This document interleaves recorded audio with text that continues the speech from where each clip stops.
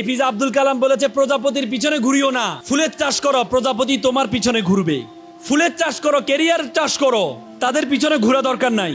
তোমরা জ্যামাইকা একটা ব্যক্তি আছে উসাইন বোল্ট, নাম শুনেছো? উসাইন বোল্ট যে দেশে জন্মগ্রহণ করেছে জ্যামাইকা, আমরা জ্যামাইকার প্রধানমন্ত্রী প্রেসিডেন্টকে আমরা চিনি না, কিন্তু উসাইন বোল্টকে চিনি। একটা ব্যক্তি, একটা দেশ। সে উসাইন বোল্ট, সে বিশেষ কি কাজ করেছে?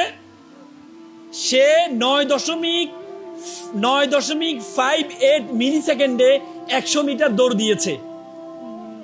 উসাইন বোল্ট সে যখন প্রথম প্রতিযোগিতা অংশগ্রহণ করছিল, তার আগে তার গার্লফ্রেন্ড ছিল। সে গার্লফ্রেন্ডকে ডাকলো, ডেকে এনে বলল, তোমার সাথে আমার সম্পর্কটা ব্রেকআপ করতে চাই। বলে যে কেন? বলে তোমার কারণে আমি আমার কাজে মনোনিবেশ করতে পারছি না। পরে তাকে ব্রেকআপ করে পরবর্তী উসাইন বোল্ট প্রতিযোগিতা অংশগ্রহণ করেছে। তোমরা এখানে যারা আছো, তোমাদের মনে রাখতে হবে যে তোমরা তোমাদের সেই যোগ্যতাটা অর্জন করো।